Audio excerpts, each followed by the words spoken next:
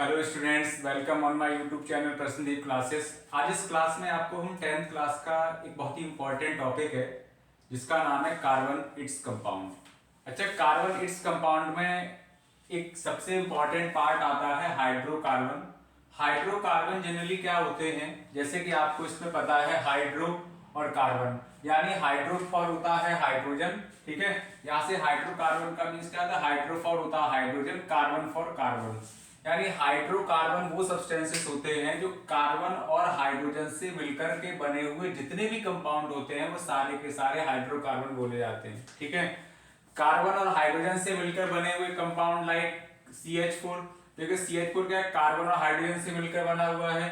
C2H6 carbon और hydrogen से मिलकर बना हुआ है। CH3COOH ये कार्बन और हाइड्रोजन से मिलकर बना हुआ है।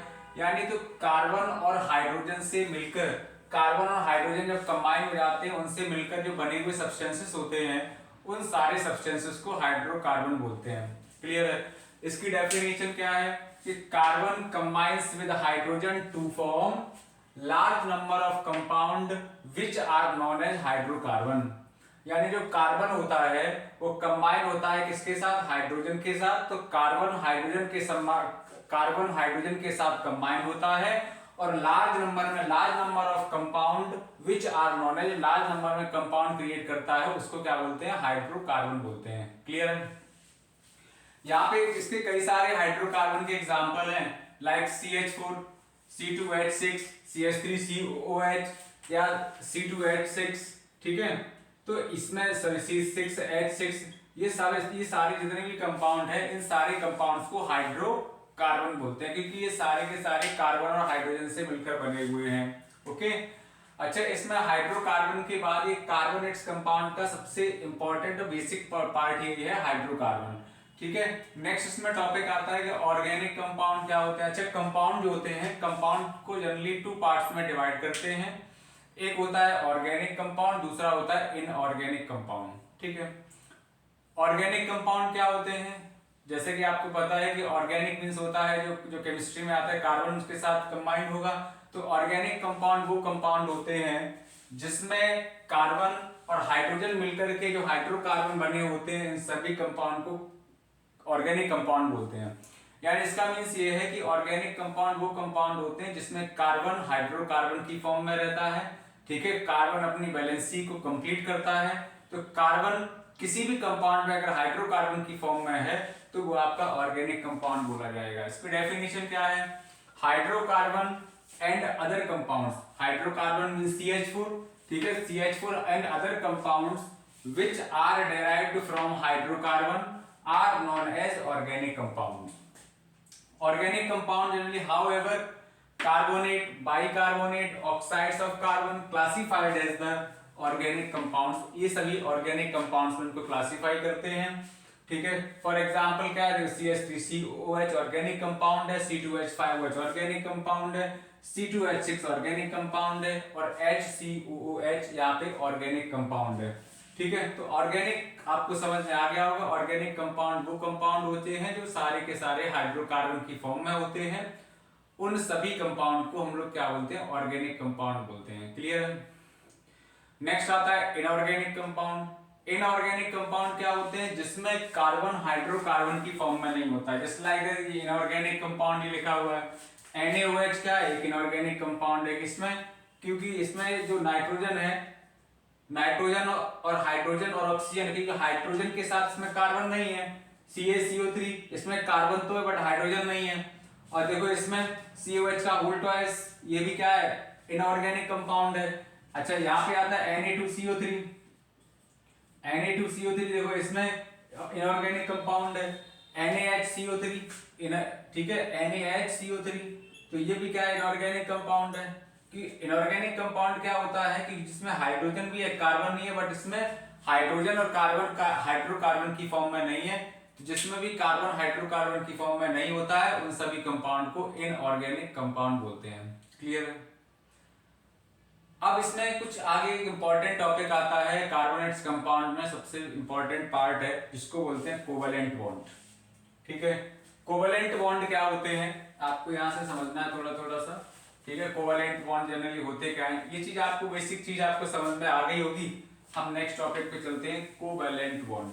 ठीक है, तो कोवैलेंट बॉन्ड जनरली होता क्या है, जिसमें कार्बन एंड अदर कंपाउंड्स के बीच में, या ऐसे मान लो जो भी एलिमेंट होते हैं, जो भी एटम होते हैं, तो जिन किसी एटम के बीच में इलेक्ट्रॉन की म्यूचुअल शेयरिंग होती है, ठीक है, म्यूचुअल शेयरिंग से बनने वाले जितने भी कंपाउंड होते हैं कोवैलेंट बोलते हैं। ठीक है, कोवैलेंट बॉन्ड। ठीक है, कोवैलेंट बॉन्ड जनरली होता क्या है, ठीक है, mutual sharing of the electron. ठीक है,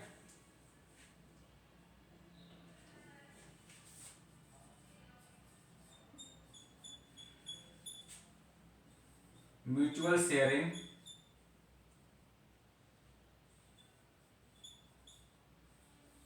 ऑफ इलेक्ट्रॉन। ठीक है, तो जब किसी भी कंपाउंड में इलेक्ट्रॉनों की म्यूचुअल शेयरिंग होती है, देखो शॉर्ट टर्म में आपको बता दिया, किसी भी कंपाउंड में म्यूचुअल शेयरिंग होती है, तो म्यूचुअल शेयरिंग से बनने वाले जितने भी कंपाउंड होते हैं,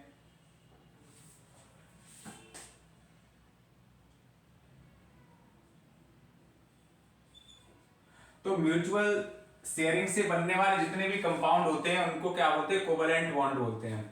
फॉर एग्जांपल आपको यहाँ पे समझना है, कार्बन है, ठीक है, यहाँ पे आपका जैसे CO2 में समझना है, यहाँ पे कार्बन है और ये ऑक्सीजन है, ये ऑक्सीजन है। कार्बन के आउटर सेल में कितने इलेक्ट्रॉन होते हैं, 4 इलेक्ट्रॉन होते हैं। ठीक है, ऑक्सीजन के आउटर सेल में 6 इलेक्ट्रॉन होते हैं।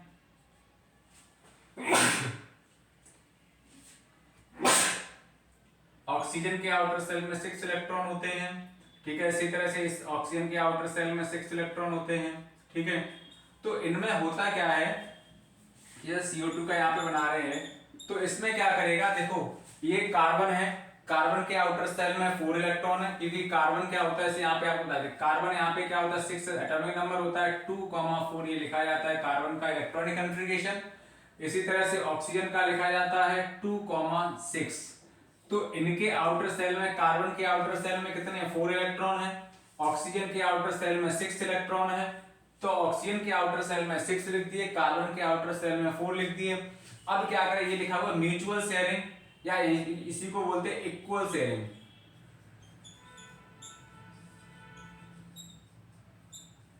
ठीक है, इक्वल शेयरिंग होती है कोई भी दो एटम के बीच में। तो इनमें क्या होता है, देखो ये इसके साथ क्या करेगा, 2 इलेक्ट्रॉन से शेयरिंग करेगा, ये इसके साथ क्या होगा, 2 इलेक्ट्रॉन से शेयर करेगा। जब 2 इलेक्ट्रॉन इसने इसको दे दिया, तो 2 इलेक्ट्रॉन इसने इसको दे दिया, तो ये क्या करेगा कि 2 इलेक्ट्रॉन इससे ये लेगा और 2 इलेक्ट्रॉन इससे ये लेगा और इनसे बनाएगा ये, देखो हर किसी एलिमेंट का ऑक्टेट कंप्लीट हो गया। अब इनमें जो बॉन्ड बनेगा, तो कार्बन डबल बॉन्ड ऑक्सीजन, इसके बीच में डबल बॉन्ड बनेगा, तो ये वाला जो बॉन्ड है इसको बोलते हैं कोवैलेंट बॉन्ड। ठीक है, तो यहां से आपको कोवैलेंट बॉन्ड समझना है। कोवैलेंट बॉन्ड जनरली क्या होते हैं, कोवैलेंट बॉन्ड जो होते हैं वो किन्हीं भी दो एटम के बीच में म्यूचुअल शेयरिंग से बनते हैं। तो म्यूचुअल शेयरिंग से बनने वाले जो भी कंपाउंड होते हैं, उन सभी कंपाउंड के बीच में जो बॉन्ड क्रिएट होता है उसको हम कोवैलेंट बॉन्ड बोलते हैं। कोवैलेंट बॉन्ड जनरली इसके 3 टाइप होते हैं, सिंगल बॉन्ड, डबल बॉन्ड और ट्रिपल बॉन्ड। अच्छा, सिंगल बॉन्ड क्या होता है, डबल बॉन्ड क्या होता है, ट्रिपल बॉन्ड क्या है, तो यहाँ पे सबसे पहले समझना है सिंगल बॉन्ड। ठीक है, जो सिंगल बॉन्ड क्या है, ठीक है, सिंगल बॉन्ड किनके बीच में बनता है, जैसे मान लो हाइड्रोजन है, दूसरा हाइड्रोजन एलिमेंट है, इनके बीच में क्या होता है, इक्वल शेयरिंग हो जाती है। तो इक्वल शेयरिंग से जो बॉन्ड क्रिएट होता है हाइड्रोजन हाइड्रोजन के बीच में, तो इसको बोलते हैं क्या, सिंगल बॉन्ड। ठीक है, इसको क्या बोलेंगे, सिंगल बॉन्ड बोलेंगे। सिंगल बॉन्ड के बाद आता है डबल बॉन्ड। डबल बॉन्ड किसको बोलते हैं, डबल बॉन्ड उसको बोलते हैं जिनमें कोई भी दो एटम के बीच में, ठीक है, दो एटम के बीच में क्या होती है, 2-2 इलेक्ट्रॉन की शेयरिंग होती है। जैसे मान लो देखो यहाँ पे 2-2 इलेक्ट्रॉन की शेयरिंग हो गई, तो इसको बोलेंगे क्या, डबल बॉन्ड। इसको क्या बोलेंगे, डबल बॉन्ड बोलेंगे। ठीक है, तो ये आपका डबल बॉन्ड है, ये आपका डबल बॉन्ड है। इसी तरह से आता है ट्रिपल बॉन्ड, क्या है, ठीक है, ट्रिपल बॉन्ड देखो कैसे आएगा, सिंगल बॉन्ड हो गया, डबल बॉन्ड हो गया, इसके साथ आता है ट्रिपल बॉन्ड। ट्रिपल बॉन्ड कैसे बनता है?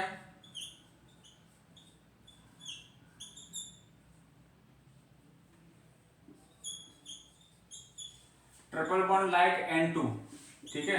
तो N2 में क्या होता है, एक नाइट्रोजन है, ठीक है, इसके भी आउटर सेल में क्या होते हैं, 5 इलेक्ट्रॉन होते हैं। दूसरा नाइट्रोजन है, इसके आउटर सेल में 5 इलेक्ट्रॉन होते हैं, ठीक है। तो इनके शेयरिंग से जो बॉन्ड बनता है उसको बोलते हैं ट्रिपल बॉन्ड। देखो 3 इलेक्ट्रॉन की शेयरिंग होगी तो ट्रिपल बॉन्ड, ठीक है। तो जैसे N और ट्रिपल बॉन्ड N, तो इनके बीच में ये वाला जो बॉन्ड क्रिएट होता है इसको बोलते हैं क्या, ट्रिपल बॉन्ड बोलते हैं, ठीक है। ये आपका कौन सा बॉन्ड है, ट्रिपल बॉन्ड है। तो सिंगल बॉन्ड, डबल बॉन्ड और ट्रिपल बॉन्ड आपको समझ में आ गया होगा, ये कोवेलेंट बॉन्ड के पार्ट होते हैं। कोवेलेंट बॉन्ड जनरली कौन सा बॉन्ड होता है, जिसमें किसी भी दो एटम के बीच में म्यूचुअल शेयरिंग होती है। तो म्यूचुअल शेयरिंग से जो बॉन्ड क्रिएट होता है उसको हम लोग क्या बोलते हैं, कोवेलेंट बॉन्ड बोलते हैं। कोवेलेंट बॉन्ड के 3 पार्ट होते हैं, सिंगल बॉन्ड, डबल बॉन्ड और ट्रिपल बॉन्ड, ठीक है। सिंगल बॉन्ड क्या होता है, जिसमें एक 1 इलेक्ट्रॉन की शेयरिंग होती है, जिसमें एक इलेक्ट्रॉन की शेयरिंग होती है तो इसको सिंगल बॉन्ड, 2 इलेक्ट्रॉन की शेयरिंग होती है तो डबल बॉन्ड, और 3 इलेक्ट्रॉन की शेयरिंग हो जाती है तो ट्रिपल बॉन्ड बोलते हैं। क्लियर है? तो आज यहाँ पे इतना ही आपको बताएंगे। नेक्स्ट वीडियो में आपको कई सारे आपको कोवेलेंट बॉन्ड के एग्जांपल, ठीक है। कोवेलेंट बॉन्ड के बाद इसमें आयोनिक बॉन्ड आएगा, आयोनिक बॉन्ड के बाद इसमें डेटिव बॉन्ड आएगा, ठीक है। तो ये सारे आपको नेक्स्ट वीडियो में बताएंगे। ये हमारा पार्ट फर्स्ट था। सेकंड वीडियो में आपको हम कुछ और इंपॉर्टेंट चीजें लेकर आएंगे जो आपके 10th एग्जाम के लिए बहुत इंपॉर्टेंट होगा, ठीक है। तो आज की वीडियो में इतना ही, नेक्स्ट वीडियो में मिलते हैं। Thank you all of you.